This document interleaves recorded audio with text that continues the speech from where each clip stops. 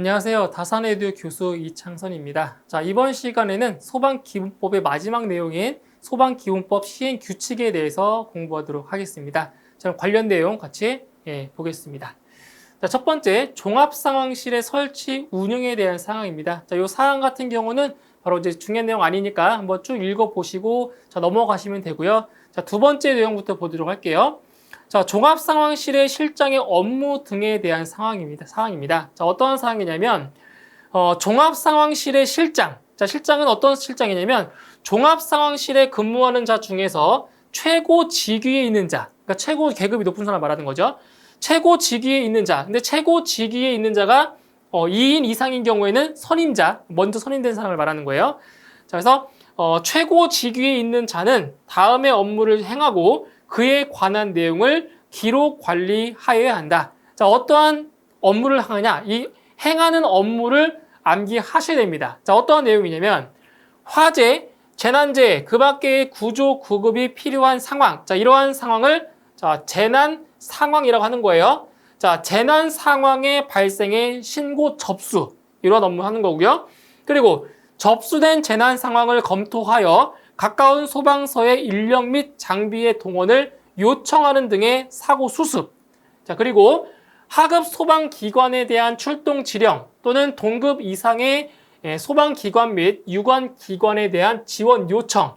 그리고 재난 상황의 전파 및 보고, 재난 상황이 발생한 현장에 대한 지휘 및 피해 현황의 파악, 그리고 재난 상황의 수습에 필요한 정보 수집 및 제공. 자, 이러한 업무를 누가 하냐? 종합상황실의 실장이 하는 업무라고 보시면 되겠습니다. 또 시험에 나오는 내용이기 때문에 종합상황실의 실장이 해야 될 업무, 그래서 제가 굵은 색으로 표시한 부분 있죠? 이러한 내용을 위주로 암기를 해주시면 되겠습니다.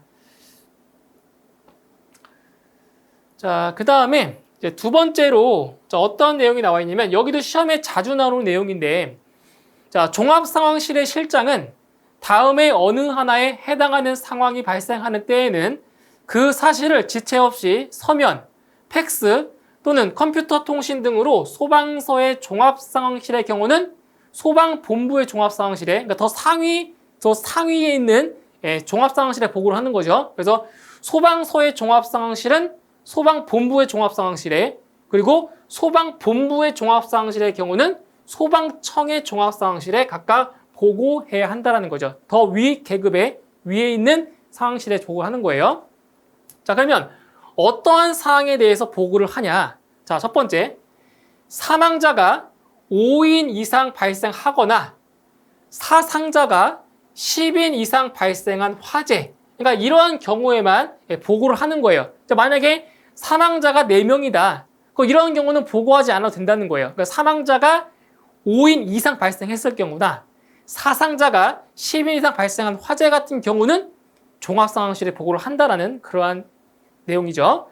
그 다음에 이재민이 100인 이상 발생한 화재, 그 다음 재산 피해액이 50억 원 이상 발생한 화재, 그러니까 이러한 값들을 다 암기하셔야 돼요. 숫자가 제일 중요합니다. 숫자. 그리고 관공서, 학교, 정부 및 도정공장, 문화재, 지하철 또는 지하구의 화재, 그 다음 관광 호텔, 층수가 11층 이상인 건축물, 지하상가, 시장, 백화점, 그 다음 지정 수량의 3,000배 이상의 위험물의 제조소, 저장소, 취급소, 이거는 나중에 할 겁니다. 위험물 할 때. 그리고 층수가 5층 이상이거나 객실이 30실 이상인 숙박시설, 그리고 층수가 5층 이상이거나 병상이 30개 이상인 종합병원, 정신병원, 한병병원, 요양소. 자, 이러한 곳에서 발생한 화재를 말하는 거죠. 화재. 그 다음에 연면적이 15,000제곱미터 이상인 공장 또는 화재 예방 강화 지구에서 발생한 화재.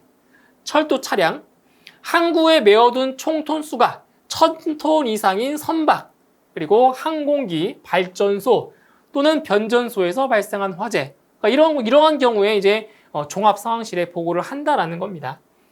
그 다음에 또 뭐가 있냐면 여기 나와 있죠. 통제단장의 현장 지휘가 필요한 재난 상황, 언론에 보도된 재난 상황, 그 밖에 소방청장이 정하는 재난 상황. 자, 이러한 사항이 바로 보고해야 될 대상인 겁니다. 그래서 제가 굵은색으로 표시해 놓은 내용 위주로 또 암기를 하시면 좀 더 효과적으로 암기하실 수가 있으십니다. 자, 그 다음 사항을 보도록 하겠습니다. 자, 소방박물관의 설립과 운영. 자, 소방박물관 같은 경우는 우리가 소방기본법 첫 번째 시간에 언급을 드린 적이 있죠. 그래서 소방박물관 같은 경우에는 누가 한다고요? 소방청장이 설립하고 운영한다라고 했죠.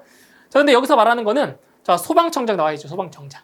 소방청장은 소방박물관을 설립 운영하는 경우에는 소방박물관에 자, 소방박물관장 1명 있어야 되고요. 그리고 부관장 1명을 두되 소방박물관장은 소방공무원 중에서 소방청장이 임명하는 겁니다. 소방박물관의 관장은 누가 한다고요? 소방공무원 중에서 하는 거예요. 소방공무원. 그리고 소방박물관은 국내외의 소방의 역사, 소방공무원의 복장, 그리고 소방장비 등의 변천, 발전에 관한 자료를 수집, 보관 및 전시한다. 박물관이니까 이런 것들을 전반적인 소방에 관한 물품들을 전시를 하는 거죠. 그 다음 소방박물관에는 그 운영에 관한 중요한 사항을 심의하기 위해서 몇 명? 7인 이내의 위원으로 구성된 운영위원회를 둔다. 그러니까 이 7인 이내 같은 경우도 시험에 나온 적은 없었지만 숫자죠, 숫자. 이거 언제든 나올 수 있습니다. 아시겠죠? 언제든 나올 수 있으니까 꼭 보고 넘어가셔야 돼요. 그 다음 설립된 소방박물관의 관광 업무, 조직, 운영위원회 구성 등에 관하여 필요한 사항은 소방청장이 정한다. 그러니까 소방청장이 설립과 운영도 하면서 모두 필요한 사항도 소방청장이 정하는 겁니다. 그러니까 소방박물관은 다 소방청장이 담당하는 거예요. 소방청장. 자, 그 다음에 소방체험관의 설립 및 운영에 관한 사항 한번 읽어보시면 됩니다. 중요한 내용 아니니까 한번 읽어보고 넘어가시고요. 그 다음 소방활동장비 및 설비의 규격 및 종류와 가격 기준이 나와 있죠. 그래서 국고 보조 산정. 그래서 국가에서 소방장비의 구입이나 뭐 설치를 할 때 국가에서 보조한다고 했죠. 그때 국고 보조 산정을 위한 자, 기준 가격이 어떻게 되냐. 먼저 국내 조달품, 그러니까 국내에서 조달받는 경우는 정부에서 고시하는 가격이 기준 가격이 되는 거고요. 그 다음 수입 물품 같은 경우는 조달청에서 조사한 해외 시장의 시가를 기준으로 가격을 책정하고요. 그 다음에 정부 고시 가격이나 조달청에서 조사한 해외 시장에 시가가 없는 물품들이 있을 거란 말이에요. 자, 그런 경우는 자, 둘 이상의 공신력 있는 물가 조사 기관에서 조사한 가격의 평균 가격으로 기준 가격을 결정한다는 겁니다. 이것도 한번 읽고 넘어가시면 되겠습니다. 자, 그 다음, 자, 6번째, 소방용수시설 및 지리조사에 대한 사항입니다. 자, 이 내용도 시험에 자주 나오고 있습니다. 자, 먼저 어떤 걸 암기를 하셔야 되냐면, 첫 번째 나와 있죠. 소방본부장 또는 소방서장입니다. 그래서 소방용수시설의 지리조사를 누가 하냐? 소방본부장 또는 소방서장이 하는데, 자, 근데, 자, 원활한 소방활동을 위하여, 자, 다음의 조사를 월 몇 회 이상? 월 1회 이상 실시한다. 이거 암기하셔야 됩니다. 아시겠죠? 월 1회 이상. 그럼 어떠한 조사를 하냐? 소방용수시설의 설치 규정에 의하여 설치된 소방용수시설에 대한 조사. 나와 있죠? 소방용수시설에 대한 조사, 소방본부장 또는 소방서장이 하는데 월 1회 이상 한다는 거. 두 가지 기억하시고요. 그리고 소방 대상물에 인접한, 자, 이것도 기억하세요. 도로의 폭, 교통 상황, 도로 주변의 토지의 고저, 높고 낮음을 말하는 거예요. 그리고 건축물의 개황, 그 밖에 소방 활동에 필요한 지리에 대한 조사, 이것도 암기하시면 됩니다. 도로의 폭, 교통 상황, 도로 주변의 토지의 고저, 건축물의 개황, 이 내용도 기억을 하시고요. 그리고 이 지리조사의 결과는 몇 년간 보관한다? 이것도 중요합니다. 2년 동안 보관합니다. 자, 이 소방관계법규에서 웬만한 건 다 2년입니다. 보관기간. 아시겠죠? 웬만한 건 다 보관기간 2년이라고 보시면 돼요. 2년간 자, 보관을 한다는 거 꼭 기억하셔야 됩니다. 자, 다음 소방 업무의 상호 응원 협정에 대한 사항입니다. 자, 이거는 이제 이웃하는 다른 시도와 그 소방 업무를 상호 응원 협정을 요청을 할 때 이제 규약을 서로 정한다라는 거죠. 그러니까 어떠한 내용들이 포함이 되고 있는지 자, 이러한 사항을 암기를 하셔야 되겠습니다. 자, 먼저 다음의 소방 활동에 관한 사항인데, 자, 화재의 경계, 자, 진압 활동. 구조 구급 업무의 지원, 화재 조사 활동 이러한 사항들에 대해서 서로 협정을 한다는 거죠. 그리고 응원 출동 대상 지역 및 규모, 그리고 다음 소요 경비의 부담에 관한 사항. 자, 이 경비 같은 경우는 응원 요청을 한 시도에서 경비를 부담한다라고 했어요. 자, 출동 대원의 수당, 식사 및 의복의 수선 이런 경비를 이제 부담한다라는 거죠. 그다음 소방 장비 및 기구의 정비와 연료의 보급, 이제 그 밖의 경비, 응원 출동의 요청 방법, 그리고 응원 출동 훈련 및 평가 이러한 사항에 대해서 서로 상호 응원 협정을 한다라는 겁니다. 자, 그런데 이제 오답으로 어떠한 내용들이 나왔었냐면 소방 신호. 그러니까 소방 신호 같은 경우는 서로 협정할 내용이 아니죠. 왜냐하면 소방 신호는 누구나 우리나라 전체에 다 공통으로 사용하는 거기 때문에 협정을 할 필요가 없는 사항인 거죠. 이런 게 오답으로 출제가 되고 있습니다. 그래서 상호 응원 협정 사항 여기 나와 있는 내용 꼭 기억을 하셔야 되겠습니다.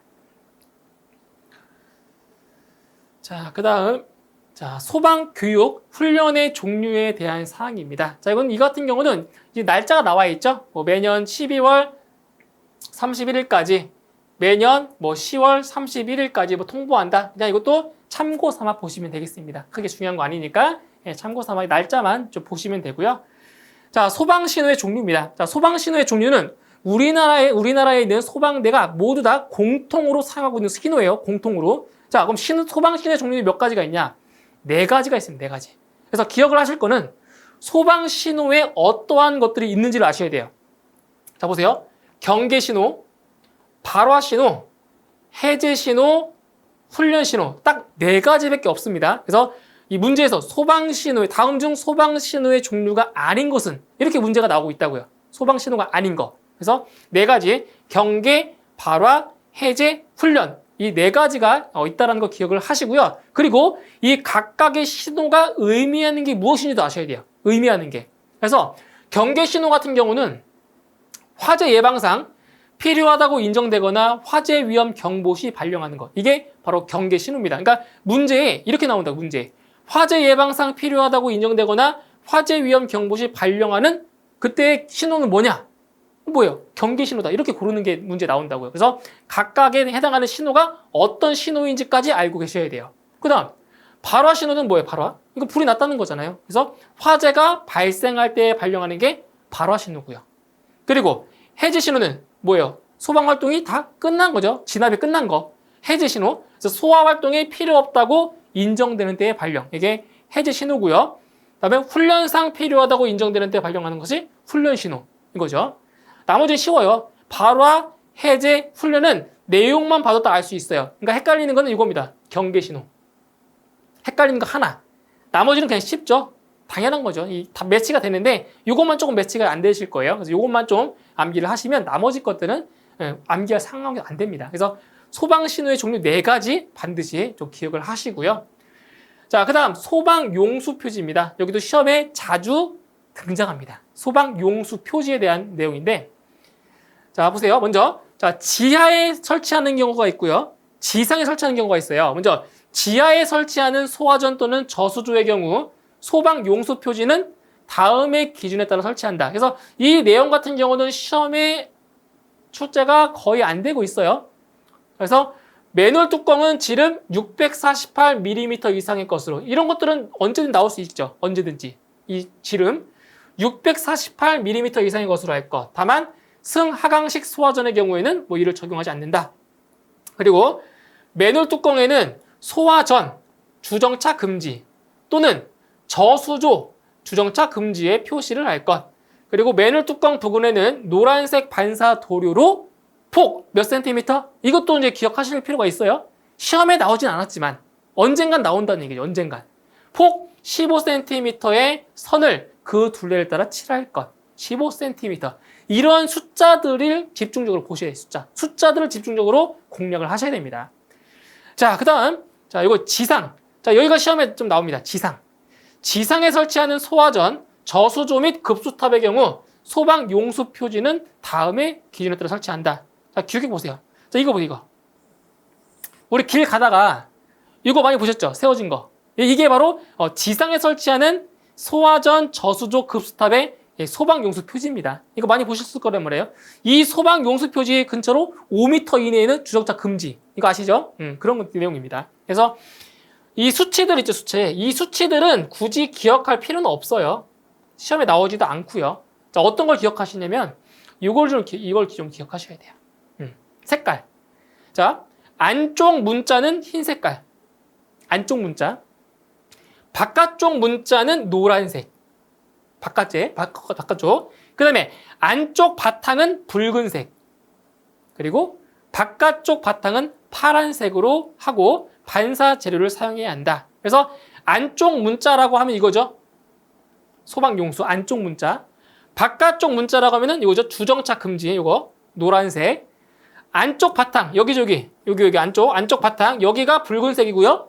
바깥쪽 바탕이 무슨 색? 파란 색깔이라는 거죠. 이 색깔을 암기를 하셔야 됩니다. 색깔. 이거 빈칸으로 나옵니다. 문제. 색깔을 암기를 하셔야 됩니다. 자, 다음 이제 소방 용수 시설의 설치 기준입니다. 자, 먼저 첫 번째 내용 보시면 자, 여기는 수평거리가 나와 있는데 자, 공통 기준입니다. 자, 주거 지역이나 상업 지역 그리고 공업 지역. 자, 주거 지역이나 상업 지역, 공업 지역에 소방 용수 시설을 설치하는 경우는 자, 소방 대상물과의 수평거리를 몇 미터 이하가 된다? 몇 미터 이하? 100m 이하가 되도록 하는 거예요. 설치를. 그런데 자, 1번 외의 지역이죠. 주거 지역, 상업 지역, 공업 지역이 아닌 지역, 이걸 제외한 지역, 이런 곳에는 소방 대상물과의 수평거리를 몇 미터 이하다? 140m 이하다. 이게 시험에 잘 나옵니다. 이거 이외의 지역이에요. 이 세 개 이외의 지역 같은 경우는 수평거리가 140m 이하입니다. 이거 꼭 기억하시고요. 그 다음에 소방용수 시설별 설치 기준 나와 있죠. 자, 여기도 숫자 위주로 기억하세요. 숫자. 자, 먼저 소화전의 설치 기준인데 상수도와 연결하여 지하식 또는 지상식의 구조로 하고 소방용 호스와 연결하는 소화전의 연결 금속구의 구경은 65mm로 할 것. 이거는 정확히 65mm입니다. 65mm 이하도 아니고 이상도 아니에요. 정확히 65mm로 해야 됩니다. 누가 와도 딱 맞게, 규격이 딱 맞게 해야 돼요. 그 다음에 급수탑의 설치 기준은 자, 어떤 게 시험에 자주 나오겠어요? 이겁니다. 높이가 이거. 높이가 가장 많이 출제가 되고 있어요. 자, 일단 급수배관의 구경은 100mm 이상으로 하고 급수배관, 개폐 밸브는 지상에서 1.5m 이상 1.7m 이하의 위치에 설치하도록 할 것. 이게 상당히 중요해요. 상당히 중요합니다. 이거 높이. 이거 꼭 기억하세요. 자, 그 다음 저수조의 설치 기준 나와 있죠. 자, 요 내용도 시험에 잘 나옵니다. 제가 일부러 숫자에다가 이렇게 진한 색으로 표시했죠. 왜? 잘 나오니까. 그죠? 자, 먼저 지면으로부터의 낙차가 몇 미터 이하냐? 4.5m 이하입니다. 자, 근데 자, 문제에 따라서 이게 헷갈리게 나오면 헷갈리게. 4.5m 이상. 이렇게 나와버리면 멘붕 와요. 왜냐면 우리가 암기한 거는 4.5만 암기했는데 이거 이하를 이상으로 바꿔서 낸다고요. 출제자가. 잘 보셔야 돼요. 이하인지 이상인지도 잘 보셔야 됩니다. 숫자만 보시는 게 아니에요. 4.5m 이하입니다. 여기 이하. 이것도 마찬가지예요. 흡수 부분의 수심이 0.5m 이상일 것. 근데 이것도 0.5m 이하일 것. 이렇게 낸다고요. 문제를. 틀리기 쉬워요. 이런 거. 0.5m 이상이에요. 그 다음 소방펌프 자동차가 쉽게 접근할 수 있도록 할 것. 흡수에 지장이 없도록 토사 및 쓰레기 등을 제거할 수 있는 설비를 갖출 것. 그러니까 이러한 내용은 오답으로 낼 만한 것들이 없어요. 이런 것들은 오답으로. 근데 오답 낼 게 없어요. 근데 이거 보세요. 흡수관의 투입구가 자, 사각형의 경우에는 한 변의 길이가 60cm 이상, 원형의 경우에는 지름이 60cm 이상. 자, 이런 거 충분히 50으로 바꿀 수 있잖아요. 50으로. 그러니까 이런 것들이 오답으로 낼 수가 있다고요. 근데 이런 내용들은 오답으로 낼 소지가 없어요. 이런 것들을 공부하시면서 요령이 생기는 거예요. 요령이. 아, 이런 것들은 시험에 안 나겠구나. 네? 그런 것들을 알 수 있는 거죠. 그 다음에 저수조에 물을 공급하는 방법은 상수도에 연결하여 이것도 오답으로 나올 수 있죠. 자동이냐? 수동이냐? 그쵸? 네. 수동으로 나올 때가 있어요. 자동으로 급수되는 구조일 것. 이런 거. 그러니까 오답으로 나올 만한 게 어떤 것이 있는지도 공부하면서 예측할 수 있다고요.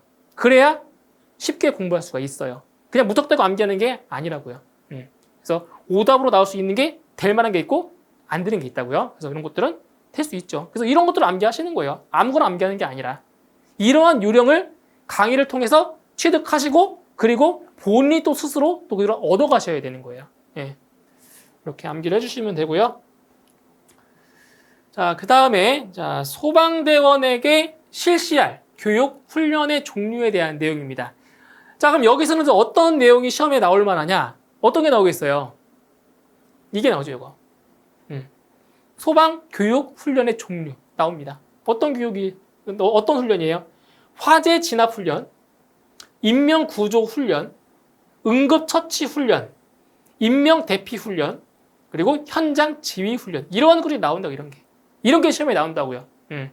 다음 중 소방대원에게 실시할 훈련의 종류가 아닌 게 뭐냐? 이렇게 시험에 나오죠. 이 5개 암기하시고요. 그 다음에 각각에 대한 훈련에 교육을 받아야 될 대상자가 나와 있죠. 이런 것들은 크게 중요하진 않습니다. 중요하게 안 다뤄져요. 뭐 예를 들어서 이제 화재 진압 훈련 같은 경우는 화재 진압 업무를 담당하는 소방 공무원 교육 훈련 받아야 되고요. 그 다음 의무 소방원, 의용 소방대원 이렇게. 자, 근데 딱 보시면은 의무 소방원이나 의용 소방대원은 다 들어가 있어요. 이렇게 의무 소방원, 의용 소방대원, 의무 소방원, 의용 소방대원 다 들어가 있죠. 못 빼고 현장 지휘 훈련. 현장 지휘 훈련 받을 필요 없죠. 맞죠? 필요 없죠. 현장 지휘할 일이 없으니까. 그래서 의무 소방원이나 의용 소방대원은 모든 훈련에 들어가는데 현장 지휘 훈련만 빠진다. 이런 것들을 연상하시면 돼요. 네, 그래서 중요한 건 뭐다? 교육 훈련의 종류가 중요하다라는 거죠. 자, 그리고 또 시험에 나올 만한 것이 여기 아래에 있습니다. 현장 지휘 훈련을 받아야 될 대상. 자, 이게 바뀌었죠. 원래는 이게 소방정, 소방령, 소방경, 소방회 이게 계급인데 이 계급이 바뀌었어요. 기존에는 지방소방정, 지방소방령, 지방소방경, 지방소방위였는데 지방이 없어졌습니다. 아시겠죠? 그냥 소방정, 소방령, 소방경, 소방위. 자, 이러한 계급에 있는 사람만 현장 지휘 훈련을 받게 되어 있어요. 그래서 지방 들어가면 안 됩니다. 이게 개정됐어요. 바뀐 거예요. 자, 이 정도만 암기해 주시면 되고요. 자, 그 다음에 이거 상당히 중요합니다. 이거. 상당히 자주 나온다는 얘기죠. 자, 교육 훈련 횟수 및 기간입니다. 자, 교육과 훈련은 2년마다 한 번 받습니다. 2년에 한 번 받고요. 자, 한 번 받을 때마다 얼마의 기간 동안 받냐? 2주 이상 훈련을 받아야 됩니다. 2주 이상. 기억하세요? 자, 교육 훈련은 2년마다 한 번 받게 되어 있고요. 자, 한 번 받을 때마다 2주 이상 훈련을 받게 되어 있습니다. 그리고 자, 소방대원의 교육 훈련에 필요한 사항은 뭘로 정한다? 네, 소방청장이 정한다. 이것까지 기억을 하시면 되겠죠. 자, 일단 마지막으로 소방신호의 방법이 나와 있습니다. 우리 소방신호 4가지가 있다고 배웠죠. 그래서 경계신호, 발화신호, 해제신호, 훈련신호 이렇게 있단 말이에요. 자, 그러면은 이 신호를 어떠한 방식으로 신호를 보낼 거냐? 이거는 약속을 하는 거예요. 약속하는 거예요. 그래서 신호를 보내는 방법이 대표적인 게 타종. 타종은 종을 치는 거죠. 종 쳐서 하는 거. 사이렌 울리는 거죠. 그 밖에도 뭐가 있냐? 통풍대도 있고요. 게시판도 있고요. 깃발도 있어요. 근데 가장 많이 쓰는 게 타종과 사이렌인데 이거는 신호를 우리가 약속을 한 겁니다. 약속을. 자, 어떤 거냐면 경계 신호인데 자, 타종을 1타와 연 2타를 반복한다. 이거 이런 거죠. 딴, 딴, 딴, 딴, 딴, 딴 이렇게 한 타와 2타를 반복하는 거예요. 아, 그럼 이거는 경계 신호구나. 이렇게 약속을 해놓고 신호를 받는 거예요. 자, 근데 사이렌 같은 경우는 5초의 간격을 두고 30초씩 3회 사이렌을 울린다. 그러니까 30초 보세요. 30초 동안 사이렌 울리고 5초 있다가 또 30초 사이렌 울리고 또 5초 있다가 또 30초 사이렌 울린 거예요. 3회씩. 그럼 이건 뭐다? 30초 울렸다가 쉬었다가. 이건 뭐예요? 아, 이거는 그럼 경계 신호구나. 이렇게 우리는 약속을 한 거죠. 이게 다 다른 거예요. 자, 그럼 보세요. 발화 신호 같은 경우는 발화 신호는 화재가 발생한 거잖아요. 급하죠. 긴급하죠. 그러니까 난타. 막 때리는 거예요, 총을. 그럼 이건 화재가 발생했다라는 걸 보내는 거예요, 신호를. 그리고 사이렌 같은 경우는 5초 간격을 두고 5초씩 3회. 그러니까 얘가 경계 신호보다는 어때요? 좀 간격이 더 짧죠? 5초. 그렇죠? 더 긴급하다는 얘기죠. 이렇게 약속하는 거예요. 자, 해제 신호는 다 끝났어요. 상황 종료입니다. 그러니까 좀 여유 있게 상당한 간격을 두고 한 타씩 반복하는 거예요. 여유 있으니까. 상당한 간격을 두고 한 타씩 여유를 둔다. 이것도 보세요. 1분간 1회. 거의 사이렌 안 울리는 거죠. 여유 있으니까, 끝났으니까. 이런 거예요. 그 다음에 훈련 신호 같은 경우는 연 3타 반복. 그러니까 딴딴딴 이렇게 3번 반복하는 거예요. 이거는 훈련 신호구나. 그리고 사이렌은 10초 간격을 두고 1분씩 3회. 이런 것들을 약속을 해서 신호를 서로 구분을 할 수 있다는 거죠. 그러니까 이러한 신호 방법은 전국 우리나라에 있는 소방대는 다 공통으로 사용하는 거죠. 공통으로. 그러니까 약속할 필요 없어요. 공통으로 쓰는 거기 때문에. 아시겠죠? 그래서 소방 신호의 방법까지 좀 공부를 하시면 되겠습니다.